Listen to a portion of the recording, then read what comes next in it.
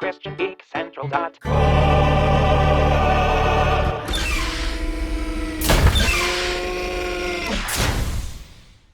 Hey, I'm Peter Franson from Christian Geek Central. Welcome to Quarantine Escape Hatch, a little series made to help you reset and then sort of re-engage with your life in quarantine so that you can experience more of the kind of life and fulfillment that God wants for you, even during challenging circumstances. First off, let's just take a little breather with a great video game that you can get cheaply or that's maybe in your collection already and worth revisiting, and this time that's Fallout 3. Now, I've played this game at least once, maybe twice, and put hundreds of hours into it. I'm doing what I call a Terminator Run this time, which means I try to make decisions based on the agenda of a T-888 Terminator as introduced in Terminator the Sarah Connor Chronicles, which is a slightly more personable version of the Terminator than Arnold Schwarzenegger's model. Hi. Oh. I did something somewhere else that they don't like. Which doesn't surprise me.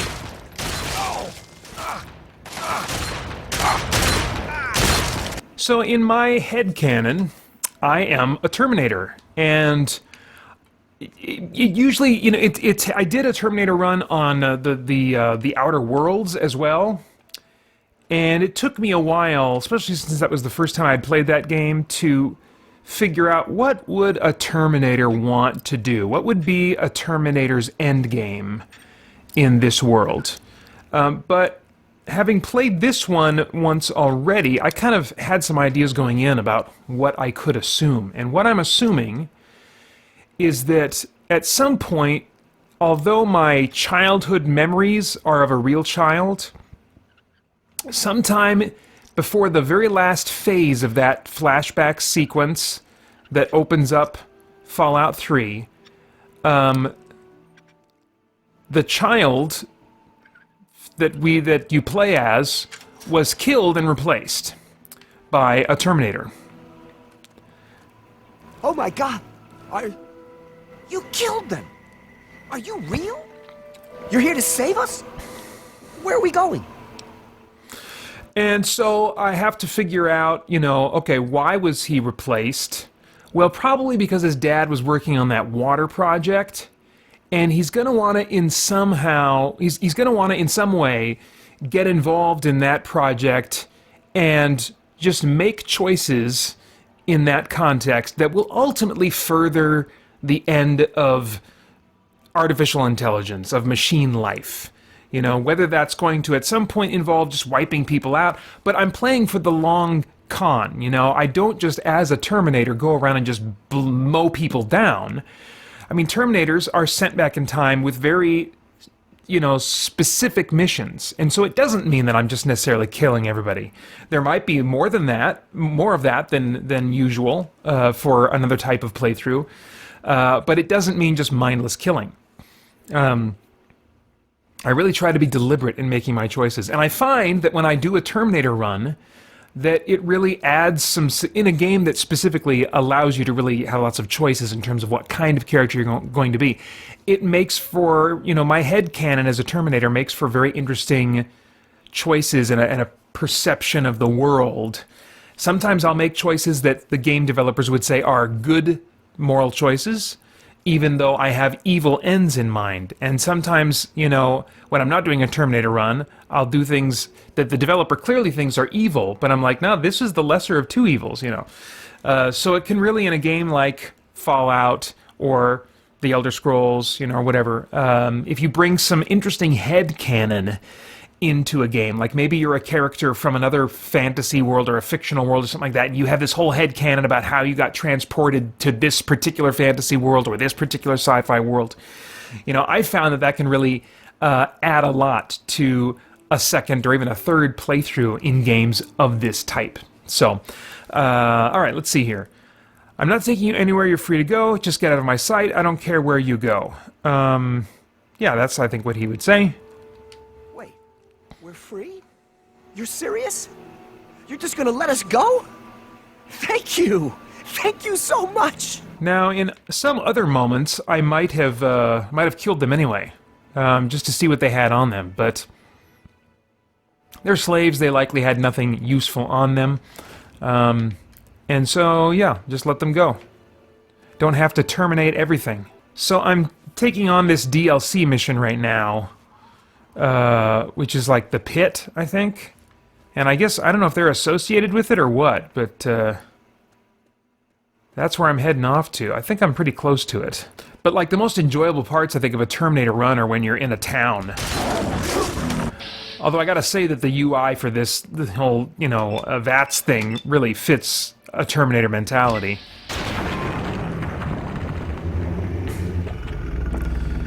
Now you might ask yourself, well, Pater, you're the Terminator. Why do you need to take stim packs? Well, because in my mind, I want to use stim packs to repair my cosmetics. To repair the meat that gets cut or blown off of me in combat. Because I want to be, you know, Terminators are stealth units. So if I can't heal and fix the damage done to my exterior, then I won't make a very good infiltration unit. And thankfully, in this post-apocalyptic future world, stim packs are able to do just that for me. Now, of course, if I take enough damage quickly enough, I can be destroyed. And so there's, you know, the headcannon can only take me so far. But I don't know, maybe bullets are a little stronger. There are some zappy guns, too, in the future.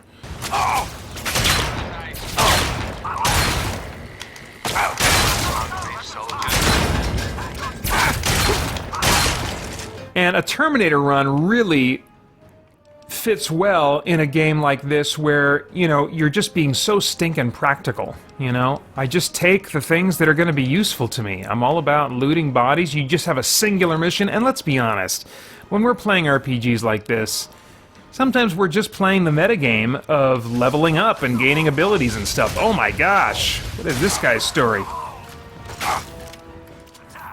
He's a hellfire. Oh, who's this dude? Oh, there he is. Okay. Well, let's nip this guy in the butt if we can. Oh, man.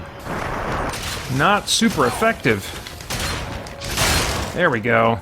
It had been a while, too, since I played this game. But it really was holding up for me. Really holding up for me well. I think games like this, even if you've played them before and you think, oh, I've played that before once or even twice, you know, I think if enough time passes and you have like a different idea for what kind of a metagame you could bring to your role-playing choices, it could, in my experience, it really, really changes a lot. And as I think I tried to say before, got a little distracted, as I'm getting distracted now, the dialogue choices in towns are kind of the meat and potatoes of a metagame type of run-through, as opposed to just wandering the wastelands and shooting stuff. Let's see here. Yeah, let's use this one. Or no, you know, I want this one. Yeah, this one feels a little more Terminator-y.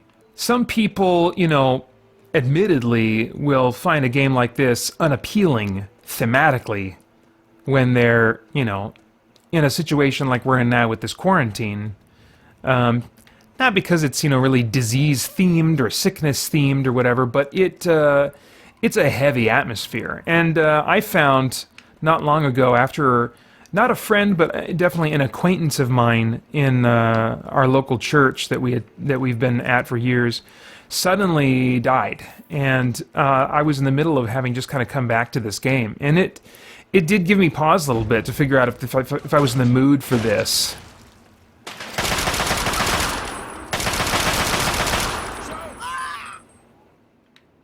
All right. Thank you for your help with those guys. They finally tracked me down. I thought I'd have more time. You've come about the broadcast, right? Risky, I know. But it had to be done. So you know who I am. Who are you? Actually, I forgot to listen to that radio message and refresh my memory, so I don't know who this guy is. Let's see here. I came because of the radio message. What's the problem? The radio message said something about a reward. Let's skip to that part. I'm a better fighter than you, that's who. Can't you handle a couple of raiders? My choice, I mean, normally I'd make this a lot faster, but I'm just kind of talking through my choices now. It's going to be one of the first two. I came because of the radio message, what's the problem? Or the radio message said something about a reward, let's skip to that part. So as a Terminator, I want to know what I can potentially gain from this. It's always going to be about that. But do I want to be all obvious about that? Not necessarily. If you watch the T-888 in Sarah Connor Chronicles, or not necessarily, was it a T-888? The Cromartie. I'm thinking more of the Cromartie model. That's I can't remember if he was a 888 or not. There was another 888 that was chasing them. Anyway, but the Cromartie model is able to be more personable. You know, he's a little closer to that T1000 type of model. So I'll come across as friendly at first. I came, and he doesn't have an Austrian accent, not my model. That has its own fun too, but I don't think it's as flexible of a type of Terminator. I came because of the radio message. What's the problem? Well now, a hero. Look at you. I come from a place far to the northwest. It's called the Pit. It's, well, let's be honest. The place is a nightmare. Radiation, mutation, disease. But the worst of it, my people, some of the only survivors, are slaves. No big deal, you're thinking? It's a rough world, but I have a chance to free them. All I need is an outsider's help before that chance is gone. Let's see. Alright, so let me kind of estimate the value of this guy. If your people need you, what are you doing here? And something I should add about the role-playing, if you've played these games, you know that sometimes there's just a little bit of a disconnect, you know? Like sometimes the dialogue choices you get are not quite what you would want, or they come across sounding a little bit fake, you know? And for a Terminator run of the type I'm doing, that makes sense of those kind of like not quite fitting dialogue options, you know, like your character's a little bit inconsistent, a little bit odd from encounter to encounter, you know, so it works surprisingly well. If your people need you, what are you doing here? I'm on the run from our dead friends over there. As soon as I found out about the cure, they came after me. And you can be damn sure they won't be the only ones. Wait, slow down. Cure for what? Now here could be a potential angle. The Pit is a mess. Nearly everyone who lives there is either sick, dying, or worse. It's the water and the air. You can't escape it. You stay there a few years and no matter what, it'll get to you. But the bastards who have my people, they found a way to cure it. And once they have the cure perfected, we stand no chance. So we get the cure. With it, we turn the tables on them. So it looks like we've got some kind of a, you know, a sickness theme after all. Let's see. What's your goal? The city is controlled by a man named Asher. He's powerful. No one there dares go against him. No one except me. I need you to sneak into the Pit and find a way to get close enough to him to steal the cure. Nothing to it, right? Okay, so at this point, I just want to get information about this place, go to it, and I'll spec out the situation myself once I get there. Maybe I'll want to side with this Asher guy. We'll see. Why can't you do it? They know that I know about the cure. All of them will be looking for me by now. That's why those guys came all the way here. I came here because I needed an outsider. Someone like you who has the strength to pull off what I need. Alright, so I'm trying to get the cure, I know that already. Alright, what do we need to do first? Well, you might try a disguise. They probably won't let some random armed waster pass the gates. But if you look like one of the working stiffs, you should be able to slip in with them. Lucky for us, a group of slavers is nearby waiting to make a sale. You should be able to get one off of them. They're off to the west, near the tunnel that leads to the Pit. That should be our first move. Yeah, I passed him on the way in here. There was a slave body left behind, suspiciously, and I did note at the time that it had like a slaver's outfit on it, and I even thought that might be useful as a disguise. Yeah, a disguise is a good idea. I'll do that. Okay. You go get the outfit. I'll stay here and meet up with you when it's done. I'll meet you up by the tunnel that leads to the Pit. You go get whatever you'll need for the trip. And as I think I might have mentioned before, this is a DLC add-on thing, but even like the Game of the Year edition of Fallout 3 is available pretty inexpensively. And so if you've sold this game after having owned it already, or are looking to buy it for the first time, it should be pretty affordable. And even if not, the base game, I don't think that the DLC is, dollar for dollar, all that fantastic compared to the content you already get with the base game, which, like, you can pick this up. I'm playing it on Xbox 360, the base game. I think last time I checked on Amazon this week, it was, like, certainly less than 10.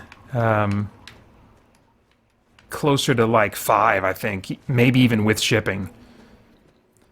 So there are just some great games like this one that I think really are worth either playing for the first time if you haven't yet, or going back to, even if you have. This one certainly qualifies. Oh crap, what am I doing? I can fast travel because I've already been to this location. Alright, well I guess I'm almost there.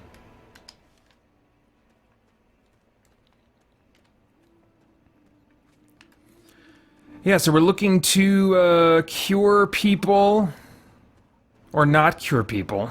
I think as a Terminator, in the end, I'm gonna want to not cure people. But if I can somehow work this situation in my favor, get in with this Mayor Asher, or the guy in charge, whatever his title is. Asher, that's my oldest son's name. Spells it different. What? Where's that corpse? There was a corpse! You guys remember that, right? There was a corpse right here! Did it get up? Did it turn into like a... What do we got here? Merc Charmer outfit. I don't know if that's gonna work. I need a... Oh, okay, they're saying... Are they saying that it's here when it's not really here? Have I run into a bug? I might have run into a bug. Crap. That's bizarre.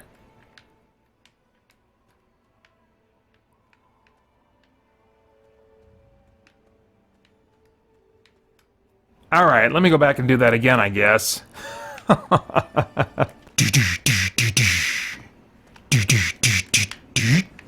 Hop. Can you hop? Can you hop? There we go. No talkie this time. Keep it. Oh.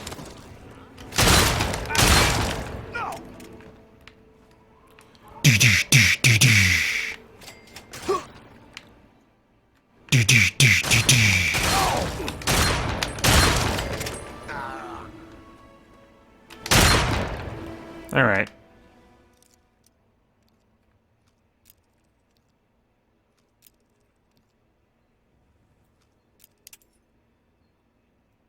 Come on. Got my big stiff Terminator fingers. Oh, we're close. And if you play this on PC, of course, you can mod the crap out of this game.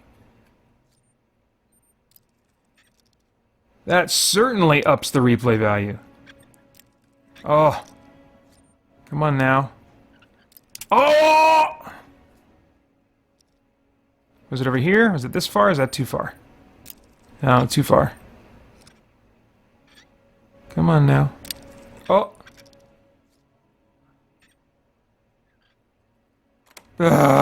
Finally. Okay. I need your clothes. Run for the win!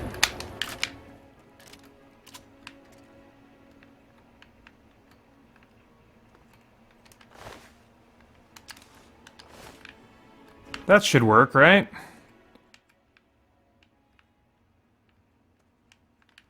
I swear there was a corpse on there and it's still not there, so I don't know what that means.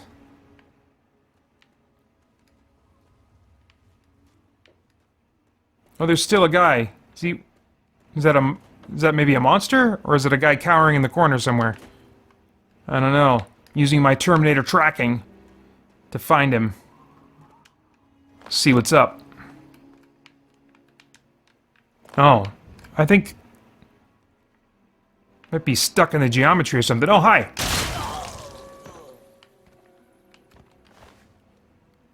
Tattered slave outfit. That'll probably do. Okay. And then, of course, you got situations like this, where, you know, yes, it is one of my brothers, theoretically. But, I mean, I don't have any emotional attachment to a fellow machine. I got a mission. And the mission's the mission.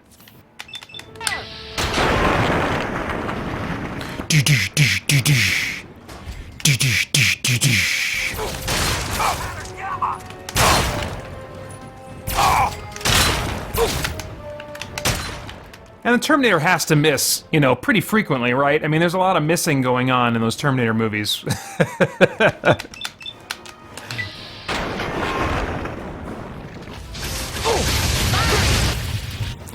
And I should add, play on easy, which I would do anyway, but again, it really helps with the immersion, because as a Terminator, you shouldn't be able to kill me in just a few shots. You should really have to go at it for a while to get me to go down. It looks like you've already got a set of slave clothes to disguise yourself with. Good. That'll make things easier.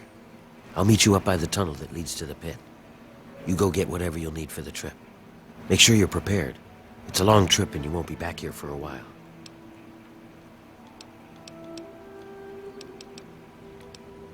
Tell me about your people. The city's built on the backs of slaves. We're diseased and suffering. What else do you want to know? That's good. Let's see, I know who's in charge of the pit. Is there anyone else helping you free your people? Anyone else I'm gonna have to take out at some point? Medea. She's another slave like me. See, a lot of times I'm not interested in the story that a game wants to tell me, but if I get lots of choices, and I bring a meta game in with me, then it can really add a whole layer and create a sort of subversive interest on my part in the story. So I can figure out, okay, how would my character see this? You know, which the developers, you know, are not intending my particular angle. They're thinking more in terms of, are you going to make good choices or bad choices or somewhere in between, you know? All right, well, that'll be an interesting quest to take on, but that's about as much as I need right now for a little break in the day. It is so easy for me to stay fixated on the things that are troubling me or irritating me or worrying me, and so it's been worthwhile to have some go-to verses in the Bible that remind me of some truths that I need to remember, and one of those useful passages has been Proverbs 19:21. For a few years now, this has been a really important passage to me. In the ESV, that verse reads, "Many are the plans in the mind of a man, but it is the purpose of Yahweh that will stand." And when L-O-R-D is in all caps, that's God's personal name, Yahweh. Anyway, I just so often am focused on my plans instead of God's plans. I've got my agenda. I've got the things that I want to accomplish. And for many of us, I think, that are in quarantine, we are not suffering near as much as some people are. But instead, what we're dealing with is irritation. And we can be grateful that that's all we're dealing with, but it's still a real thing. We're dealing with the irritation or the anxiety that comes from seeing our lives and our status quo get disrupted.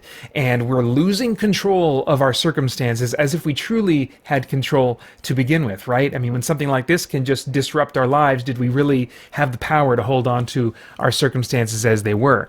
And so I need to be reminded that many are the plans in the mind of this man, but it's the purpose of Yahweh that's actually going to stand. And I can also get my plans mixed up with God's plans. Like I can have, as someone who is in doing ministry online and wanting to be serving God and with what I'm doing, I can still confuse my plans with his plans and think, well, this is something, I'm doing this for God, so surely he wants this to succeed. Surely this should be working out, and yet I find that it's not, and I'm frustrated. And so that's a time where I got to come back and say, well, you know, you were wanting that to serve God, but maybe that's not his actual plan in this particular instance, you know? And I get caught up with wanting to accomplish. I think that's a really a subtle thing underlying my activities throughout the day, is that I want to accomplish certain things because I'm so naturally bent, as I think we all are, to find our significance in what we do, in what we achieve, in what we are good at, in what we pull off, and that others see, and so I can get fixated on accomplishing my plans versus just simply humbly participating in God's plans, just being a cog in the machine that He is setting up that's doing beautiful and amazing things that I can't even fully appreciate right now. Am I willing to just be a cog in that machine? Am I really interested in? I think. Just being on board with whatever God is doing, and I'm recognizing the value in that, especially when you add to that the fact that, as Proverbs 19:21 says again, it's the purpose of Yahweh that will stand. And so it's kind of like an invitation. As I look at this verse and apply it to my life, I sense in it an invitation to join the winning team, because God's plans are the ones that are actually going to stand. So why not just do whatever I can to, instead of focusing on my agenda for the day, being okay with, dealing with my boys being in my office while I'm trying to get work done because school's out for them and I work from home and all that kind of stuff, being okay with them being in the office, being okay with me not getting as much done, being okay with me maybe having the opportunity to just briefly interact with them now and then in a loving way or a playful way or something like that, interspersed throughout my day. Yes, it does disrupt things, and yes, it does bring, some stress to be behind, and I'm sure even more so for people that have bosses who are expecting them to get certain things done every day. But maybe in all of that, there's some purpose that God has that we're missing out on, and that we could choose to participate in and find fulfillment in the midst of things getting, all of our plans being disrupted. One more thing before I go. In stressful times, it's so easy for us as geeks to sort of retreat into our minds and try to escape reality. One problem with that, though, is that our lives then become all about us as we sort of mentally cut ourselves off from having the intentional relational experiences that God made us to have. And so I want to invite you to, along with me, do one thing right now to connect with someone else before you head back into the rest of your day. I'm going to offer a different suggestion each episode. We'll probably circle back around and do some of them more than once, but this time I want to suggest asking someone, how are you doing? This could be someone that you live with, someone under the same roof with you. It may be someone that you don't live with that you need to text or call, Oh man, speaking of all the busyness of life, now that my boys are home, I'm trying to keep them on a schedule. So one more interruption, right? Just got to go with it, Peter. Just got to go with it. So asking someone maybe that you haven't connected with in a week or more, just texting them and saying, hey, how are you doing? Everything okay? Is there anything that you need? Or just, asking simply, how are you doing? And just being open to where their response might take that interaction.